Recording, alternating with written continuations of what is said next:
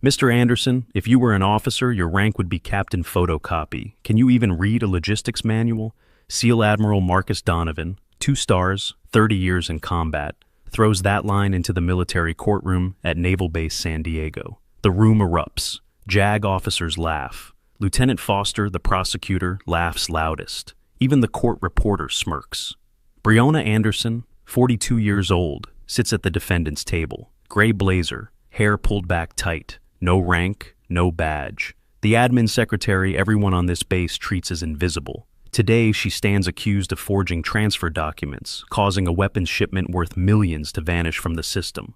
The prosecution paints her as greedy, simple, bought off by arms dealers, a scapegoat. Admiral Donovan was invited to emphasize the severity. He expects this hearing to wrap in an hour. He expects her to cry, to beg. He expects wrong. Breonna does not cry. She looks straight at him. Her voice comes slow, clear, cold as winter water. Higher than yours, sir. You just don't know it yet. The laughter dies for one beat. Then it doubles. Foster slams his hand on the table. You think you're what? A special agent? A secret general? The room laughs like watching a comedy show. But Master Chief Petty Officer Raymond Garrett, 56 years old, 32 years in service, does not laugh. He sits in the advisory row, staring at Breonna's hands, the way she places her palms flat on her thighs, the way her right index finger has a faint callus, the kind that only appears after thousands of hours marking tactical maps with grease pencils, the way she breathes steady, 4 seconds in, 4 seconds hold, 4 seconds out. That is not how a secretary breathes. He says nothing, but he opens his notepad and writes one line. Check her service record, all of it. The hearing continues. Foster stands, straightens his uniform. He reads the charges like reading a verdict already decided. Article 132, fraud against the United States, unauthorized transfer of military property, potential violations of Article 106 Alpha, espionage. Breonna sits still. Her hands do not shake. Her jaw does not tighten. Foster walks to the projection screen. He clicks a remote. The screen fills with evidence. Login records. Username B. Anderson.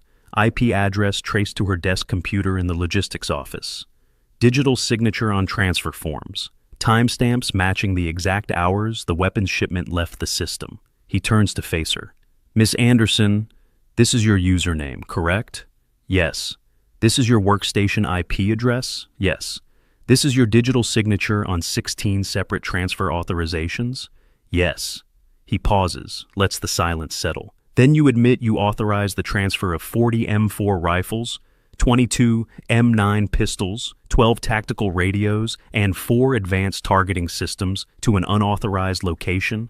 I admit my credentials were used. Foster smiles. Not the warm kind. Your credentials. As if someone stole them? Breonna does not answer. Foster looks at the panel of officers sitting as judges. 3 captains, 1 commander, all men who have never worked logistics.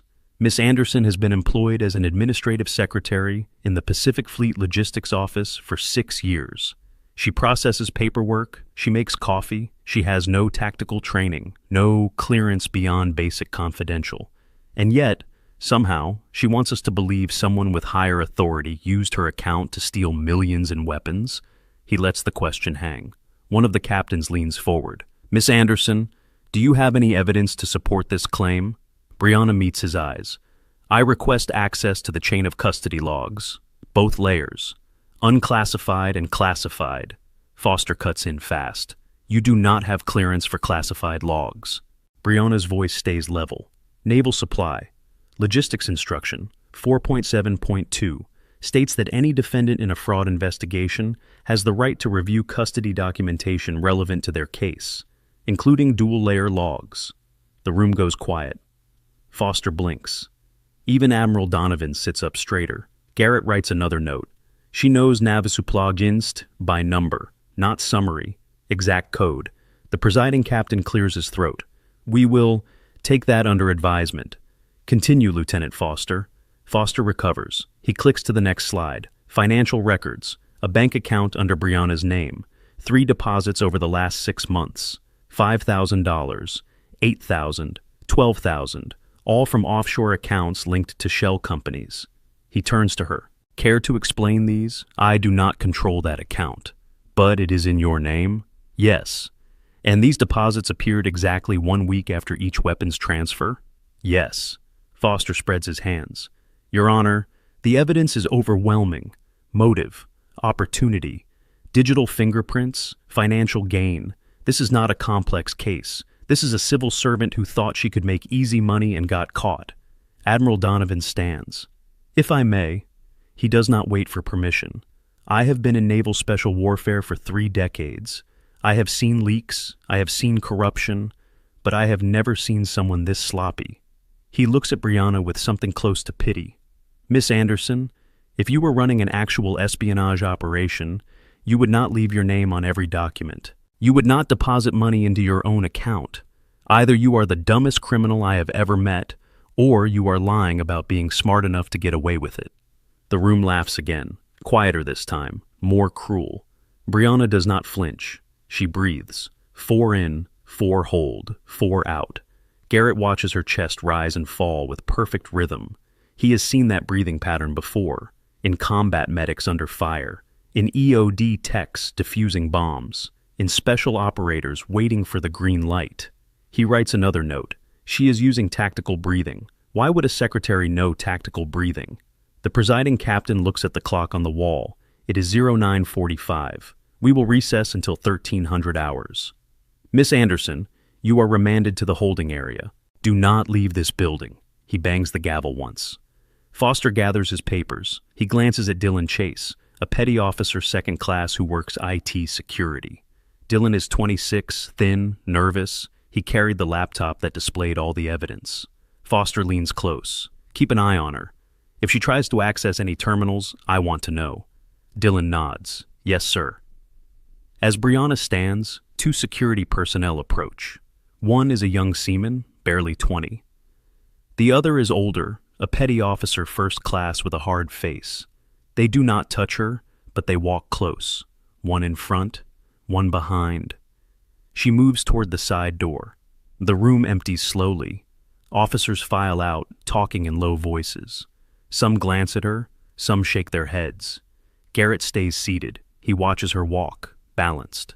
Weight on the balls of her feet, no wasted motion. He stands and walks to Special Agent Carla Brooks, an NCIS investigator sitting in the back row. She is 38, sharp-eyed, wearing a navy blazer and slacks.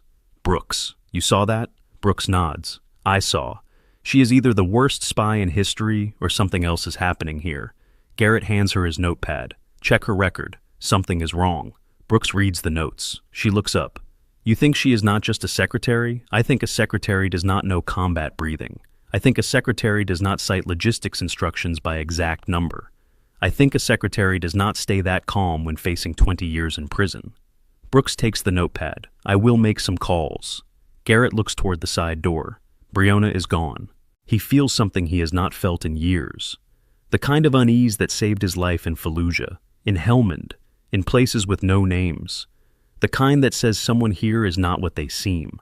Now, here is where most people watching this would feel anger. Maybe you have been underestimated because you did not wear the right uniform, because you did not have rank on your collar. If you believe that kind of contempt needs to be corrected, hit like and leave a comment sharing your story. Do not skip ahead. This is just the beginning. The holding area is a small room off the main corridor. Concrete walls, fluorescent lights, 1 metal table, 2 chairs, a camera in the corner with a blinking red light. Brianna sits, hands on the table, flat, still. The door opens. Foster enters, followed by Dylan. Foster carries a tablet. Dylan carries a laptop and a fingerprint scanner. Foster sits across from her. Dylan stands near the door, awkward. Miss Anderson, we need to verify your identity for the record. She nods. Foster slides the tablet across the table. Full name, date of birth, social security number. She picks up the stylus. Writes, Brianna Catherine Anderson, born April 14th, 1983. Social 927481536. Foster checks the screen. He nods. Now fingerprints. Dylan brings the scanner over. His hands shake a little. He sets it on the table. Right hand first, ma'am. Brianna places her hand on the glass. The scanner beeps. Green light. Dylan checks the laptop. Match confirmed. Left hand, she switches. Another beep, another match. Dylan glances at the screen, his eyes narrow. He looks at Brianna, then back at the screen. Foster notices. Problem? Dylan hesitates. No, sir. Just... The file is loading slow. Foster grunts. Network is always garbage in this building. He stands. You are not to leave this room until the hearing resumes at 1300. Understood? Understood. Foster leaves. Dylan lingers. He looks at the laptop screen again. His face goes pale. Brianna watches him. You saw something. Dylan swallows. I do not. He closes the laptop fast. I need to go. He leaves. The door locks behind him. Brianna leans back in the chair. She closes her eyes. 4 in, 4 hold, 4 out. Outside, in the corridor, Dylan walks fast. His heart pounds. He saw something on that screen. Something that should not be there. When he scanned her fingerprints, the system pulled her full record. Not just the basic admin file Foster has been using, the deep one, the one with flags and classifications. And for just 2 seconds, before the file encrypted itself and locked him out, he saw words that made no sense for a secretary. Commander, Naval Special Warfare, Clearance Level Tango Sierra, Sierra Charlie India, Status Active, Assignment Classified. Then the screen went blank. Access denied. Contact NCIS for authorization. Dylan stops in the hallway. He leans against the wall. His hands still shake. Someone is lying. Either the system is wrong, or everyone in that courtroom just made a terrible mistake. He pulls out his phone, texts his supervisor. Need to talk. Urgent. Then he deletes it. What if his supervisor is part of this? What if asking questions gets him in trouble? He puts the phone away, walks toward the IT control room. Maybe he can pull the file again. Maybe he misread, but he knows he did not. The morning drags. Officers come and go. Some head to the cafeteria, some to their offices. The JAG building hums with routine. In the IT control room, Dylan sits at his workstation. 3 monitors glow in front of him. He opens the personnel database. Types Brianna Anderson. The basic file appears. Admin Secretary. GS7 pay grade. Started 6 years ago. Clean record. No disciplinary issues. He tries to access the deeper files, the ones that appeared for 2 seconds during the fingerprint scan. Access denied. Authorization required. Contact Naval Criminal Investigative Service. He stares at the screen. Why would a secretary's file require NCIS authorization? His supervisor, Chief Petty Officer Ramirez, walks over. Chase, you good? Dylan minimizes the window. Yes, Chief. Just running routine checks. Ramirez squints at him. You look like you saw a ghost. Dylan forces a smile. Long morning. Ramirez nods. Yeah, that trial is a mess. He lowers his voice. Between you and me, I think they got her dead to rights. Who forges transfer docs and leaves their own name on everything? Dylan does not answer. Ramirez claps his shoulder. Anyway, Foster wants the evidence files backed up before the afternoon session. Make sure nothing corrupts. Will do, Chief. Ramirez leaves. Dylan opens the file again. Access denied. He leans back. Thinks. If he pushes too hard, he will trigger alerts. If he does nothing, a woman who might be innocent goes to prison. Or she might be exactly what Foster says. A thief. A traitor. But that file, Commander, Naval Special Warfare, that is not something you fake. He decides. He will wait. Watch. If something else strange happens, he will go to someone he trusts. Maybe Master Chief Garrett, the old guy who never laughs at the wrong things. Across the building, in a small office on the 2nd floor, Carla Brooks sits at her desk. She holds Garrett's notepad in one hand, her phone in the other. She dials a number. It rings 3 times. NCIS Headquarters, Special Agent Tomlinson. Brooks here, Pacific Fleet. I need a personnel deep pull. Authorization code Bravo Kilo 793. Stand by. Keyboard clicks on the other end. Name and DOB, Anderson, Brianna Catherine, April 14, 83. More clicks. Longer this time. Tomlinson comes back on. Ma'am, that file is restricted. You need O6 approval or higher. Brooks sits up. Restricted? She is an admin secretary in logistics. Silence. Then Tomlinson speaks carefully. Ma'am, I cannot confirm or deny details without proper authorization. But if you are calling about this individual, I recommend you contact JSOC Liaison immediately. JSOC? Brooks feels her pulse quicken. Joint Special Operations Command does not get involved in admin fraud cases. Tomlinson's voice drops. Ma'am, I have said all I can. Contact JSOC. They will know what to do. The line goes dead. Brooks sets the phone down, stares at it. JSOC. Naval Special Warfare. Restricted file. She picks up Garrett's notepad again, reads his observations. Combat breathing. Tactical calluses. Exact regulation codes. She stands, grabs her jacket, walks fast toward the courtroom wing. She needs to find Garrett. Now. The cafeteria is half full. Officers in khaki uniforms sit at the tables, eating lunch. The smell of coffee and fried food hangs in the air. Foster sits with 3 other JAG officers, all lieutenants. They laugh, talking loud. One of them, Lieutenant Chen, grins. So, Captain Photocopy, huh? Donovan does not hold back. Foster shakes his head. The woman is delusional. She actually quoted a supply instruction like that would save her. Another lieutenant, Patel, leans in. You think she really did it alone? Or someone put her up to it? Foster shrugs. Does it matter? The evidence is there. Username, IP. Signature, money.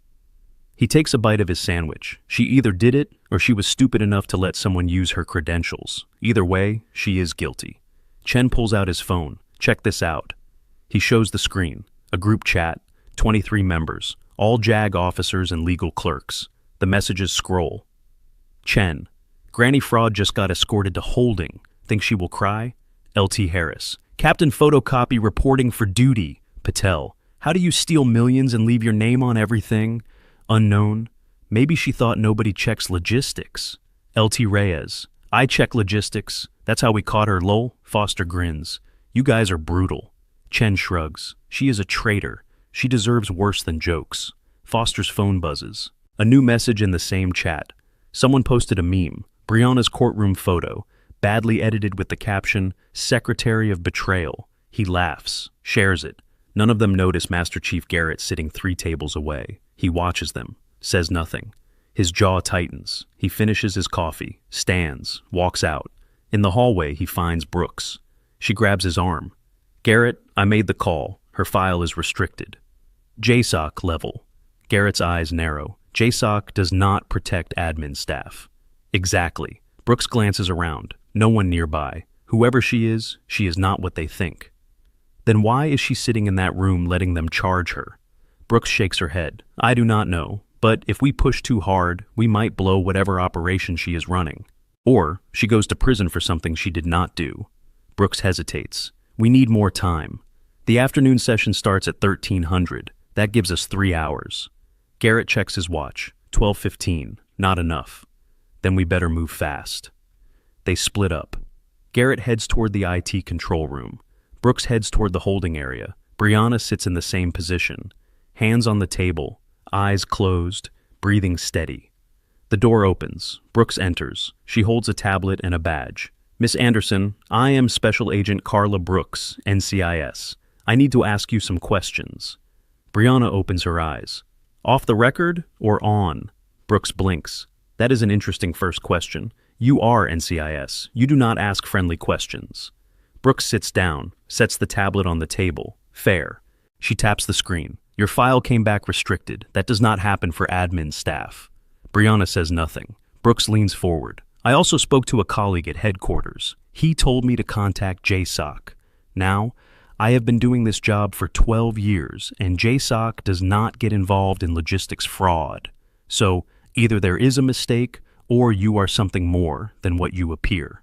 Brianna's voice stays calm. If my file is restricted, you already know I cannot answer that. Brooks nods slowly. So, you are not denying it. I am not confirming it. Brooks sits back, studies her. You are letting them destroy you in there. Foster is building a case that will put you away for 20 years. Donovan called you Captain Photocopy in front of the entire court. Your face is in a group chat being mocked by officers who think you are a traitor. And you sit here like you are waiting for a bus. Brianna meets her eyes. Sometimes the best way to catch a rat is to let it think the trap is empty. Brooks feels a chill. You are bait. Brianna does not answer. Brooks taps her fingers on the table. If you are running an operation, I need to know. Because if Foster pushes this to court-martial, it goes on the record, public, permanent. Then I hope your investigation moves faster than his. Brooks stands. She looks at the camera in the corner, wonders who else is watching. Miss Anderson, if you are who I think you are playing a dangerous game. Brianna's voice stays soft. Agent Brooks, I have been playing this game longer than you have been with NCIS. Trust the process. Brooks leaves. The door locks. Brianna opens her eyes fully, looks at the camera. She knows someone is watching. Someone always is. And somewhere in this building, the person who stole those weapons is starting to sweat. In the IT control room, Dylan pulls up the server logs. He is looking for something, anything that explains what he saw. Garrett walks in. Chase. Dylan jumps. Master Chief, can I help you? Garrett closes the door. You scanned Brianna Anderson's fingerprints this morning. What did you see? Dylan's face goes white. Nothing, Master Chief. Just a routine scan. Garrett steps closer. His voice is low, steady. Son, I have been in the Navy for 32 years. I know when someone is lying. You saw something that scared you. Now either you tell me or I go to your chief and we pull the logs together. Your choice. Dylan swallows. His hands shake. He looks at the door, then back at Garrett. He lowers his voice to a whisper. Her file. It flagged. Commander, Naval Special Warfare, clearance level Tango Sierra, Sierra Charlie India. Then it locked me out. Told me to contact NCIS. Garrett does not move. Does Foster know? I do not think so. The file locked before he saw. Garrett nods slowly. Good. Keep it that way. Master Chief, what is going on? Is she really a commander? Garrett looks at the young man, sees the fear, the confusion. You did not see anything, Chase, understand? But you did not see anything. Garrett's voice hardens. If you care about doing the right thing, you will keep your mouth shut until someone with more stars than Foster tells you otherwise. Dylan nods fast. Yes, Master Chief. Garrett leaves. Dylan sits at his desk, stares at the screen. His hands still shake. He opens the server logs, starts digging. If she is a commander running undercover, someone in this building is the target, and if he is right, that someone has access to everything. He filters the logs by user access to the procurement system. Looks for patterns, late-night logins, unusual locations, repeated access to files that should not be opened often. 3 names come up, all officers, all with clearance high enough to authorize transfers. One of them is Admiral Donovan. Dylan's stomach drops. He looks at the access times. 0300 hours, 0430, 0215. All times when the building is nearly empty. He cross-references with the dates of the weapons transfers. 4 exact matches. Holy cow. He sits back. His heart pounds. If Donovan is involved, then this is not a simple fraud case. This is something much bigger. And if Foster does not know, he is about to send an innocent woman to prison while the real criminal walks free. Dylan grabs his phone, texts Garrett, "Need to meet, now." "I found something." 30 seconds later, Garrett replies, "Server room, 5 minutes." Dylan closes the laptop, grabs a flash drive, copies the logs. He is about to walk out when his supervisor, Chief Ramirez, appears in the doorway. "Chase, where are you going?" Dylan freezes. Server room. Routine maintenance." Ramirez looks at the flash drive in Dylan's hand. "What is on that?" "Backup files, for the trial." Ramirez steps closer. His voice drops. "You look nervous, Chase. Everything okay?" Dylan forces a smile. "Yes, Chief. Just a long day." Ramirez studies him, then nods. "All right. But if something is wrong, you come to me first. Got it?" "Got it, Chief." Ramirez leaves. Dylan exhales, walks fast toward the server room. He does not see Ramirez pull out his phone and send a text. Chase is digging. Might be a problem. The server room is cold. Rows of black towers hum. Cables run across the ceiling like veins. Garrett is already there. Brooks is with him. Dylan hands over the flash drive. "You need to see this." Brooks plugs it into her tablet. The logs appear. She scrolls, stops. Looks at Garrett, Donovan. He accessed the procurement system 14 times in the last 6 months. All at night. All matching the transfer dates. Garrett's jaw tightens. "That son of a—" Brooks holds up a hand. "We need more. Access logs alone are not enough. He could claim he was doing routine checks." Dylan points to another file. I also pulled financial records, not Brianna's, Donovan's. He has 3 offshore accounts. Deposits totaling $1.2 million over the same period. Brooks looks up. Where did you get financial records? That requires a warrant. Dylan's face goes red. I may have exceeded my access level. Garrett almost smiles. Good. Brooks shakes her head. This is not admissible in court, but it gives us a direction. She looks at Garrett. We need to bring this to someone higher than Foster. Someone who can stop the trial before it goes too far. Garrett nods. Colonel Wu, DOD Inspector General. He is on base today for another case. Brooks checks her watch. 12:45. We have 15 minutes before the hearing resumes. They move fast. But as they leave the server room, none of them notice the camera in the corner, the one with a blinking red light. And in a small office 2 floors up, Admiral Donovan watches the live feed. His face is stone. He picks up his phone, makes a call. We have a problem. The afternoon session begins at 1300 hours sharp. The courtroom fills again. Officers take their seats. Foster arranges his notes. Dylan sits in the back, pale. Brianna is brought in by the same 2 security personnel. She sits, hands flat on the table. Admiral Donovan enters last. He sits in the front row, arms crossed. His face shows nothing. The presiding captain bangs his gavel. This hearing will now resume. Lieutenant Foster, you may continue. Foster stands. Your Honor, the prosecution rests.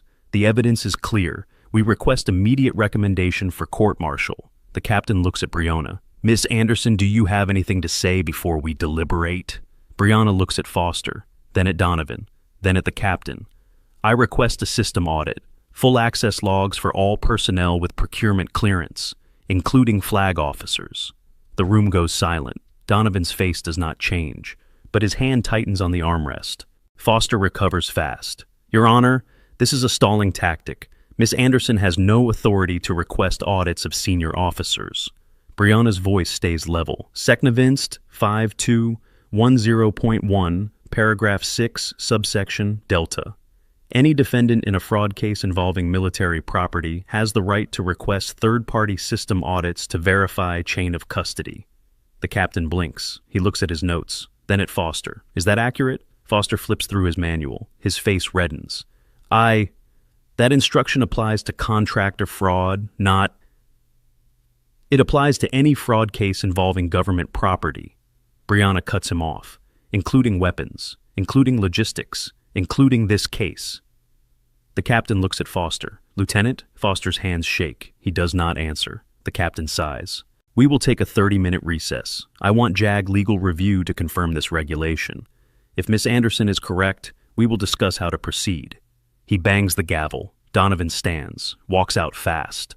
Foster gathers his papers, face burning. Brianna sits, hands on the table, breathing steady. Garrett watches from the advisory row. He catches her eye for 1 second. She nods, just a fraction. He understands. She is ready. The trap is set. Now all they need is for the rat to run. And somewhere in this building, systems designed to handle secure logistics operations quietly begin processing a very dangerous request. Many modern military units rely on ruggedized tablets built for harsh environments. These shock-resistant devices with military-grade encryption ensure that even under extreme pressure, critical data remains secure and accessible when missions depend on it. The recess stretches. Officers murmur in the hallways. Dylan sits in the IT room, hands shaking. Brooks and Garrett yell wait outside Colonel Wu's office. Donovan makes another call, this one longer, and Brianna sits alone in the holding room, eyes closed, breathing steady.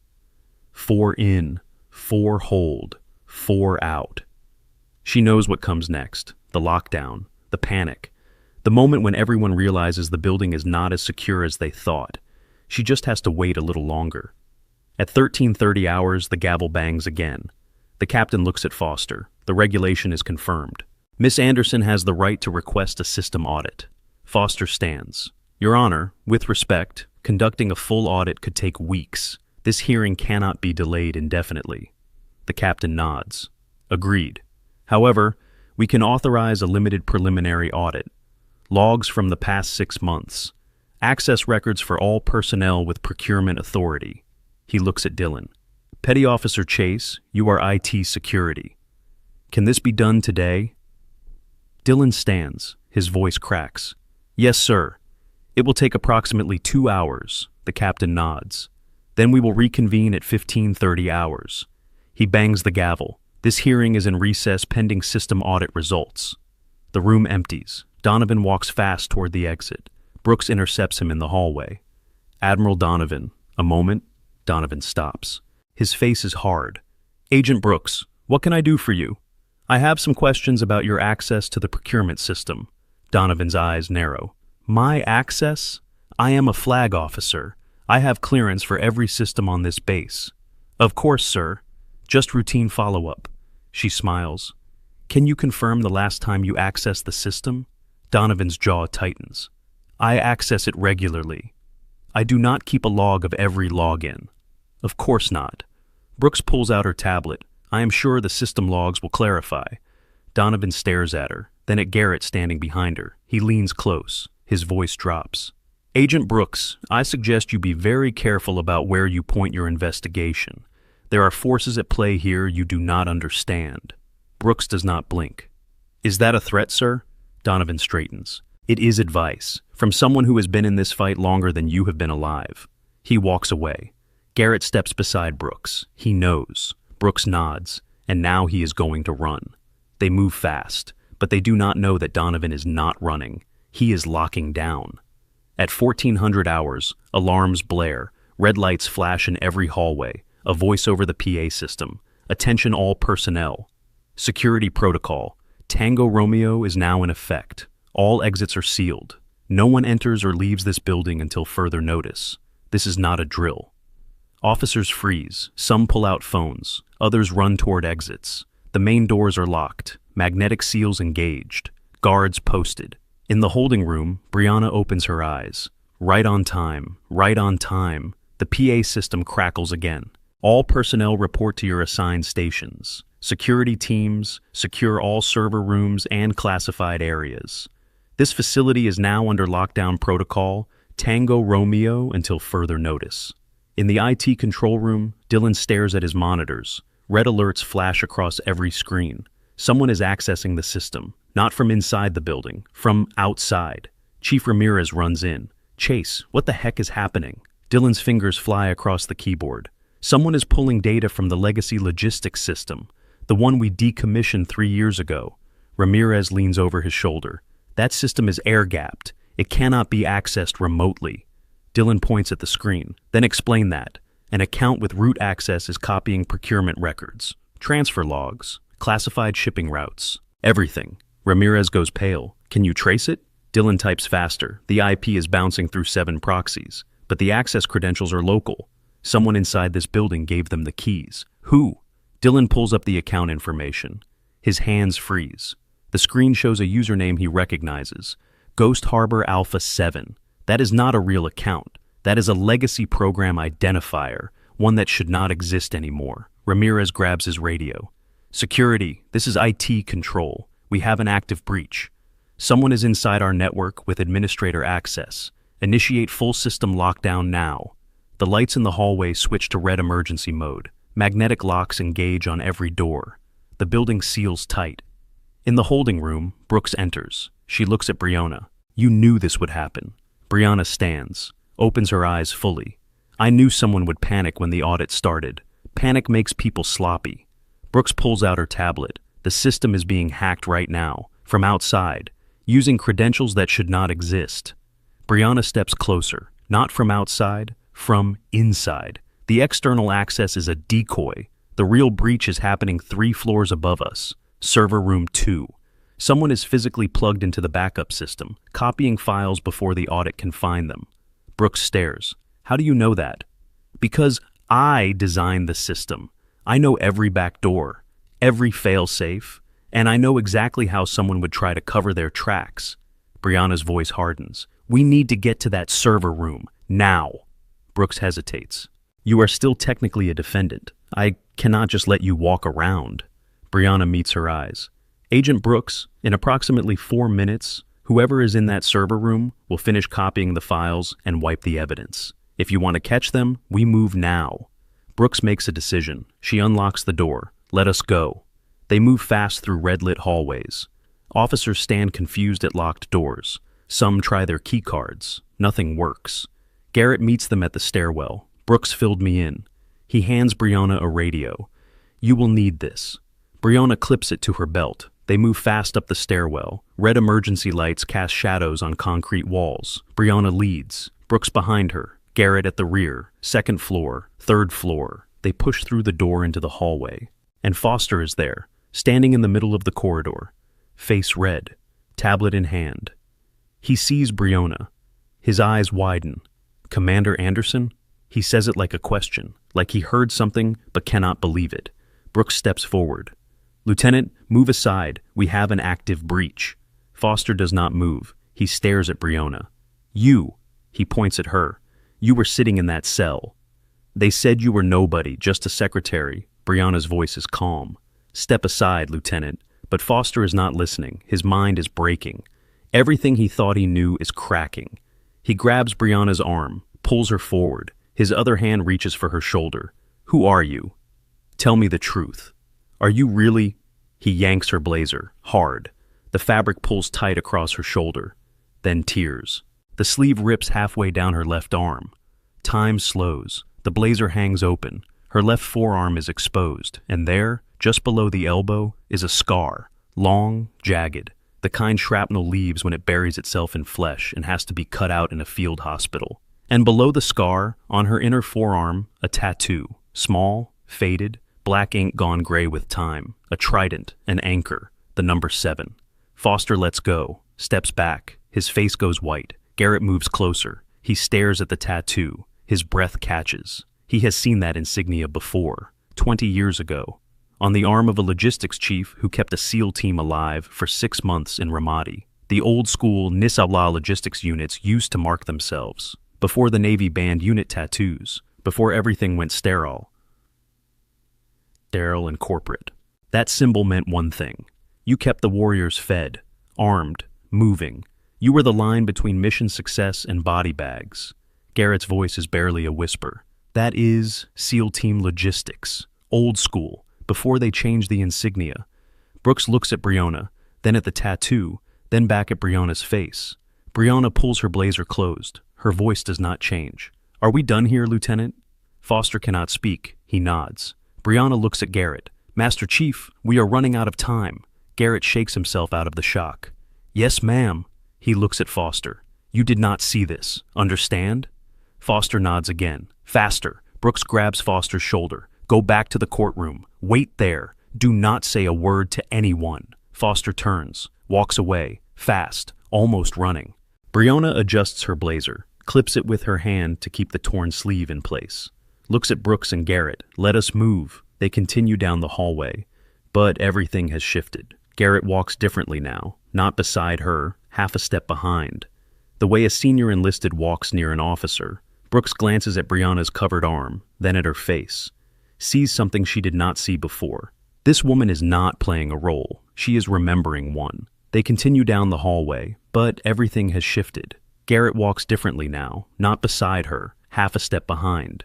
The way a senior enlisted walks near an officer. Brooks glances at Brianna's covered arm, then at her face. Sees something she did not see before. This woman is not playing a role. She is remembering one.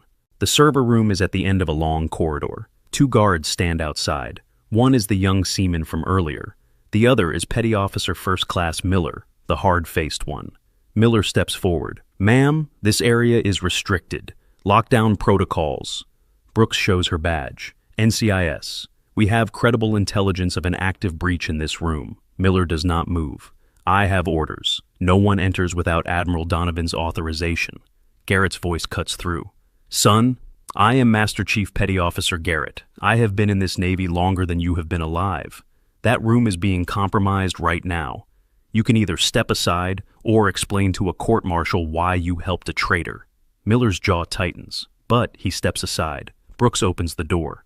The server room is dark except for the glow of monitors. Rows of towers hum, and at the far end, someone crouches beside an open panel, a laptop connected by cable, files streaming across the screen. The figure turns. It is Chief Ramirez. Dylan's supervisor. His face goes white. He reaches for the cable to yank it out. Freeze. Brooks draws her sidearm. Step away from the system. Hands where I can see them. Ramirez stands slowly. Hands up. His voice shakes. You do not understand. I was ordered to secure the backups. This is protocol. Brooks does not lower her weapon. Protocol does not involve copying classified files to an external drive during a lockdown. On the floor. Now. Ramirez drops to his knees, hands behind his head. Garrett moves past him, disconnects the laptop carefully. He looks at the screen. His face hardens. He is copying transfer logs, financial records, communication intercepts, everything that would implicate someone higher up. Brooks cuffs Ramirez. Who ordered you to do this?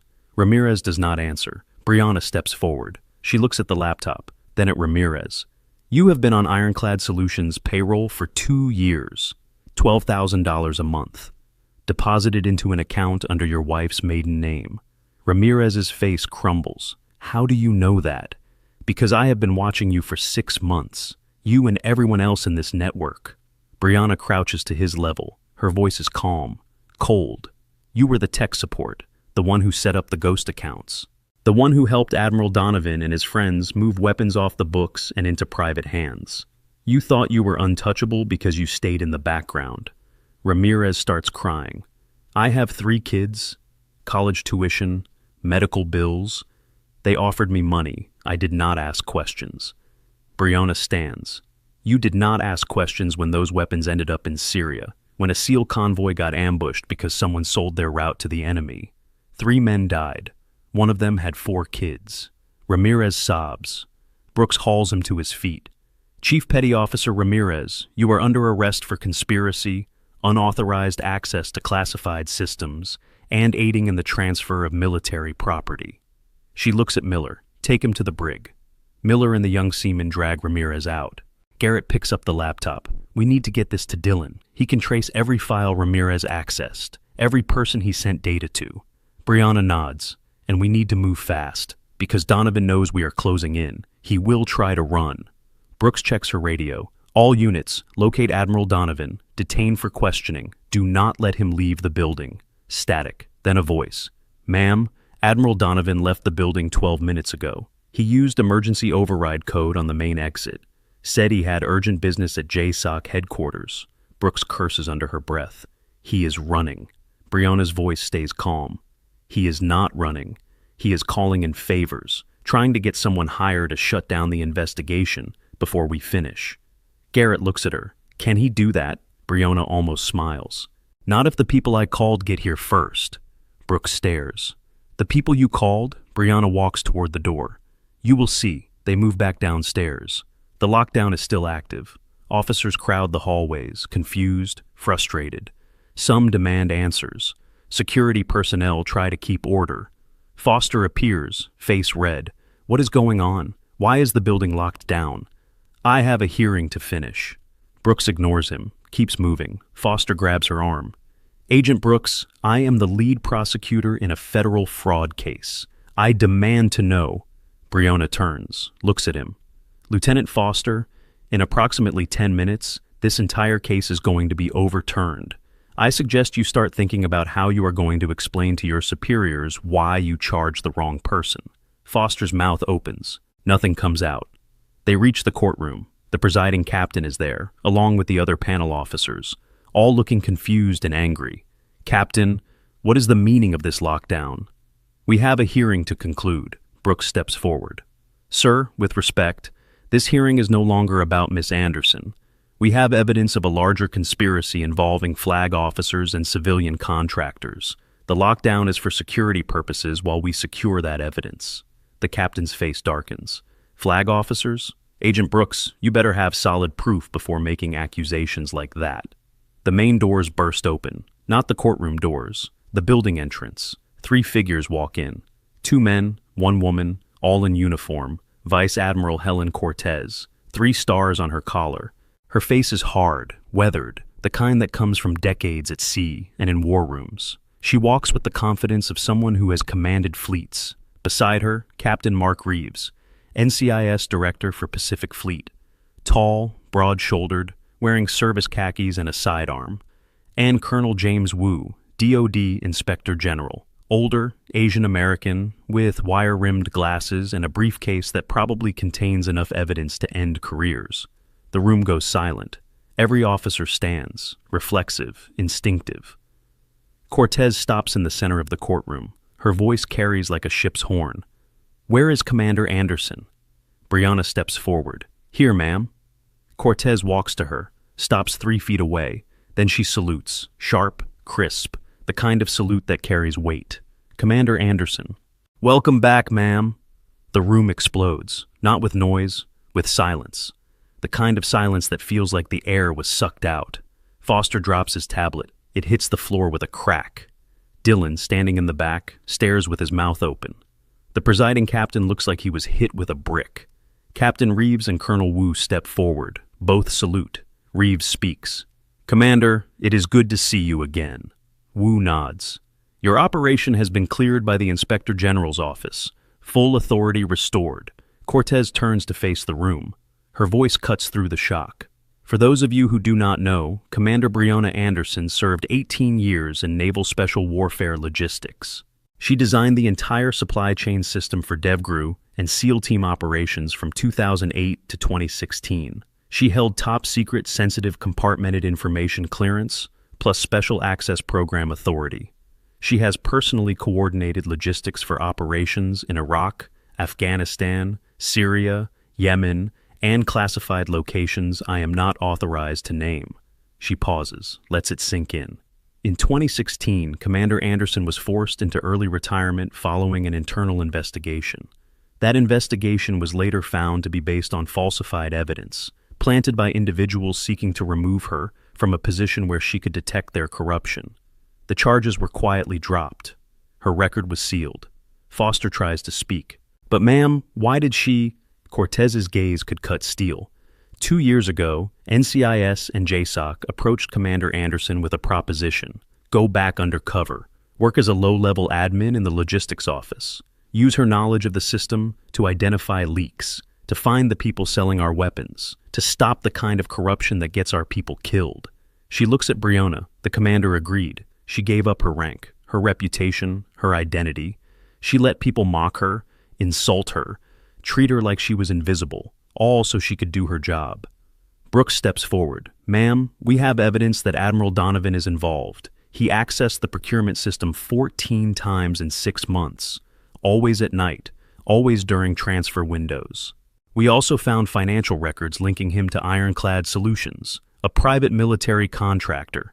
Cortez nods. "We know. Commander Anderson has been feeding us intelligence for 18 months. Donovan is not the only one." She looks at Wu. "Colonel?" Wu opens his briefcase, pulls out a folder. Based on Commander Anderson's intelligence and the evidence gathered by Agent Brooks and Master Chief Garrett, we have identified 8 officers involved in this network. 3 commanders, 2 lieutenant commanders, 3 lieutenants. Additionally, 4 civilian contractors employed by Ironclad Solutions, and 2 individuals with connections to lobbying firms that have been pushing for increased procurement budgets. He sets the folder on the table. All of them are being detained as we speak. He pauses, opens the folder, reads from the summary page. The 3 commanders will face court-martial for conspiracy and fraud against the United States. Trials are scheduled within 90 days. The 2 lieutenant commanders are under investigation for procurement violations and making false official statements. The 3 lieutenants have been stripped of security clearances and are pending administrative separation. All 8 will face formal charges under the Uniform Code of Military Justice within 30 days. He looks up. The 4 civilian contractors from Ironclad Solutions are in federal custody. Charges include conspiracy to defraud the United States and illegal arms trafficking. Their trials will proceed in civilian court. The 2 individuals connected to lobbying firms are under FBI investigation. One has already resigned from his position. The other is facing congressional ethics inquiries. Foster finally finds his voice. But the evidence. Her username, her signature, the money in her account. Brianna speaks. Her voice is steady. "I left my signature on those documents intentionally. I used my own account. I let the money get deposited. Because I needed whoever was running this network to think I was a perfect scapegoat. Someone they could frame, someone they could throw to the wolves while they walked away clean. She steps toward Foster. You did exactly what they wanted, Lieutenant. You built a case against me. You made me look guilty. And while you were focused on me, I was documenting every transaction, every access log, every communication. I was the bait. And they took it. Foster's face goes from red to white. I did not know. Brianna's voice softens. Just a fraction. I know. That is why you are standing here and not in handcuffs. But you need to learn something, Lieutenant. Never assume the person in front of you is what they appear to be, especially in this line of work. The presiding captain stands. His voice shakes. Commander Anderson, on behalf of this panel, I owe you an apology. We should have questioned the evidence more carefully. Brianna nods. Apology accepted, sir. You were working with the information you had. Cortez looks around the room. Now, where is Admiral Donovan? Brooks speaks. He left the building 12 minutes ago, used emergency override, said he was heading to JSOC headquarters. Cortez pulls out her phone, makes a call. This is Vice Admiral Cortez. I need a security team to intercept Rear Admiral Marcus Donovan. Last known heading toward Route 5. Consider him a flight risk. Detained for questioning under Inspector General authority. She listens. Good. Keep me updated. She hangs up. They will have him in 15 minutes. Reeves steps forward. Commander, we also recovered a burner phone from Admiral Donovan's office. Forensics is pulling the data now. But preliminary review shows encrypted communications with an individual using the call sign Anchor 7. Messages reference next shipment and Route Tango 9. Brianna nods. Anchor 7 is the broker. The one connecting dirty officers with buyers. We have been trying to identify them for 2 years. This phone might finally give us the link. Wu adjusts his glasses. Commander, you have done exceptional work. However, this investigation is far from over. Ironclad Solutions has contracts with multiple branches. If Donovan was selling to them, others might be as well. Cortez looks at Brianna. Which is why we would like you to return to active duty. Full rank restored. Assignment at JSOC headquarters. You would coordinate investigations across all branches. Root out the rest of this network. The room waits. Brianna is silent for a moment. Then she shakes her head. With respect, ma'am, I decline. Cortez raises an eyebrow. May I ask why? Because Anchor 7 is still out there. And they know I am coming now. If I move to JSOC, I lose my cover. I lose my access to the local network. Brianna's voice hardens. I have spent 2 years building this case. I am not walking away until it is finished. Cortez studies her. Then she nods slowly. Understood. You will remain in your current assignment, but you will have full NCIS and IG support. Whatever you need. Thank you, ma'am. Cortez turns to the panel. This hearing is concluded. All charges against Commander Anderson are dismissed with prejudice. She looks at Foster. Lieutenant, you will provide full cooperation with the ongoing investigation.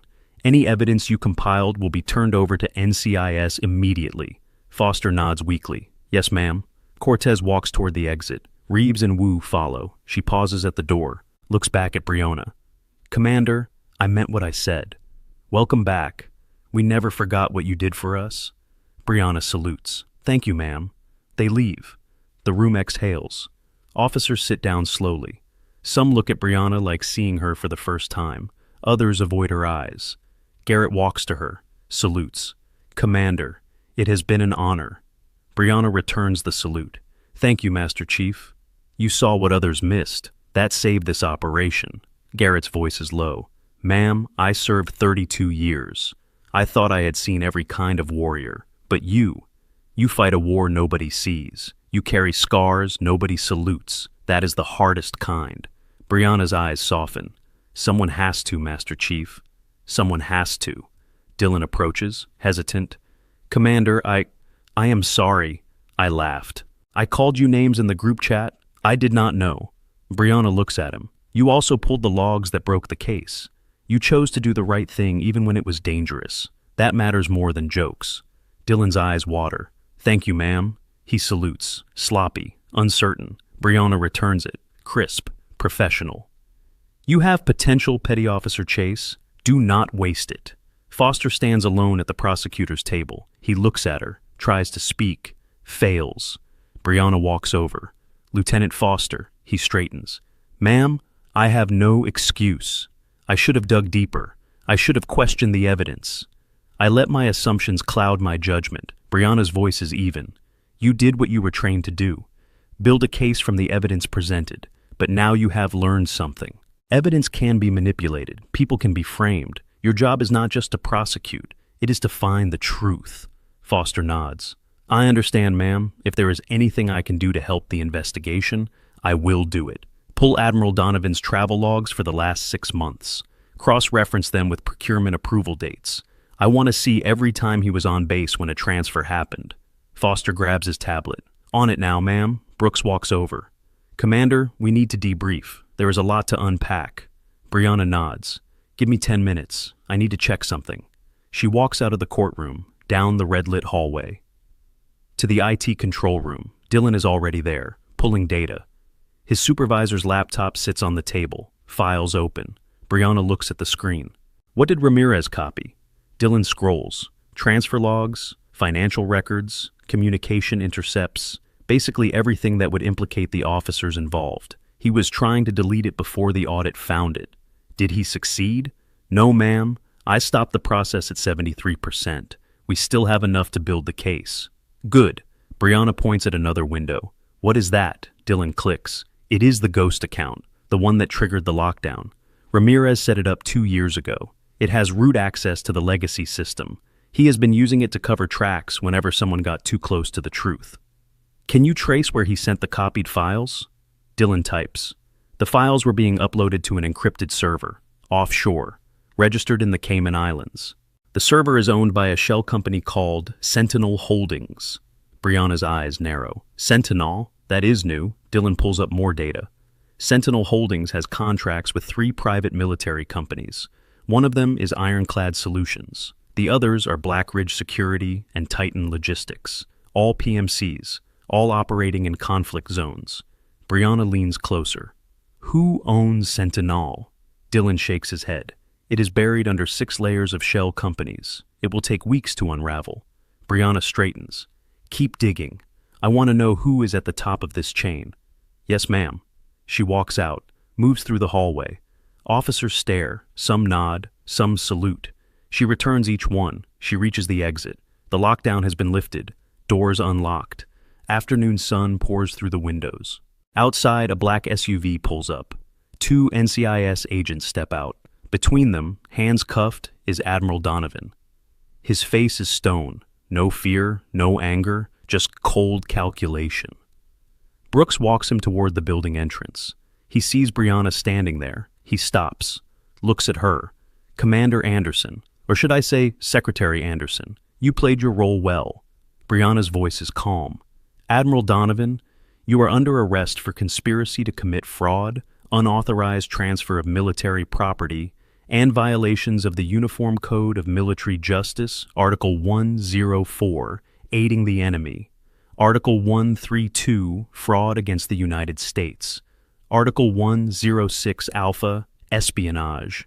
Donovan's jaw tightens. You think you have won? You have no idea what you just stepped into. Brianna steps closer. I know exactly what I stepped into. A network of corrupt officers selling weapons to the highest bidder. A system designed to move military property off the books and into private hands. A conspiracy that got 3 SEALs killed in Syria when their convoy route was sold to the enemy. Donovan's face does not change. You cannot prove that. Brianna pulls a phone from her pocket. Donovan's eyes widen. That is his burner phone, the one he thought he left in his office. She holds it up. You know when you bumped into me this morning, right before the hearing started, in the hallway outside the courtroom? You thought I was just a clumsy secretary who got in your way. Brianna almost smiles. I have very fast hands, Admiral. Comes with the training. Donovan's face goes pale. Brianna hands the phone to Brooks. Forensics will find everything on there. Messages to Anchor 7, transfer coordinates, payment confirmations, all of it. Brooks takes the phone. Admiral Donovan, you have the right to remain silent. Anything you say can and will be used against you in a court of law. You have the right to an attorney. If you cannot afford one, one will be appointed for you. She nods to the agents. They lead Donovan inside. He does not look back. Garrett steps beside Brianna. That was satisfying. Brianna watches Donovan disappear into the building. It is not over. He is one piece. There are others. How many? Brianna's voice is quiet, enough to make this war last a while. Off-duty, many veterans struggle to turn years of service into financial stability. Fortunately, veteran-focused financial planning services now exist, designed specifically to help service members transition from active duty to secure long-term futures, because those who protect the country deserve to protect their own futures as well. 2 weeks later. Brianna walks through the logistics office. Gray blazer, hair pulled back. She carries folders. To anyone watching, she is still the admin secretary, but now, when she passes officers, they step aside. Some nod. A few salute when no one else is looking. She reaches her desk, small, tucked in a corner. She pours coffee. Black. Dylan appears with donuts. "Ma'am, I brought these, as an apology. For everything." Brianna takes one. "Thank you, Petty Officer Chase. I also finished tracing Sentinel Holdings. It connects to 12 shell companies, all registered in different countries. The ownership chain leads to 3 individuals, 2 retired generals, 1 former Pentagon procurement officer. All 3 now work as consultants for private military companies. Send the report to Agent Brooks. She will coordinate with the Inspector General." "Already done, ma'am." Dylan hesitates. "Commander, can I ask you something? Why did you come back? After they forced you out?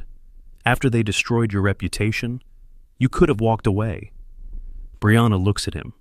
"Because walking away means the people who got those 3 SEALs killed would have won.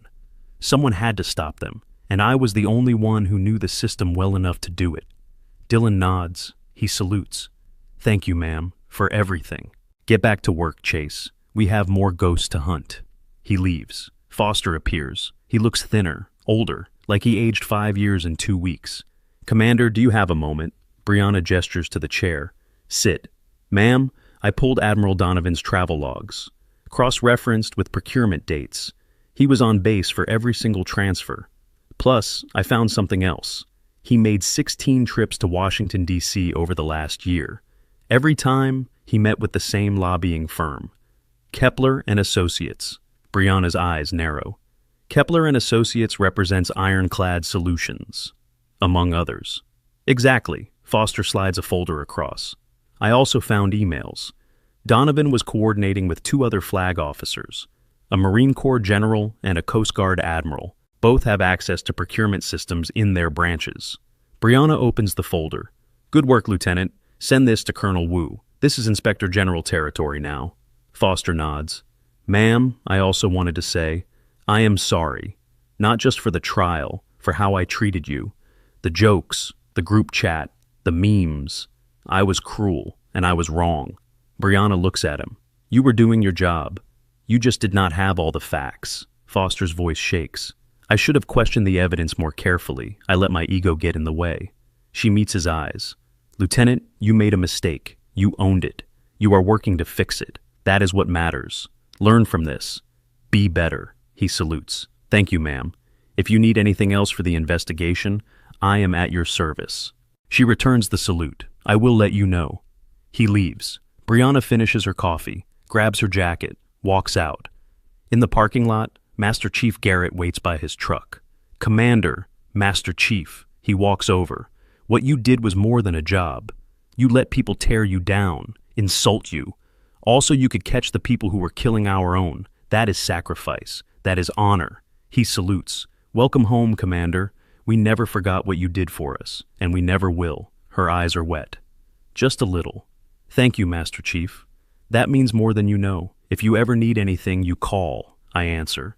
She smiles. "I will remember that." He drives away. Brianna gets in her old Honda Civic, drives home. Her apartment is small.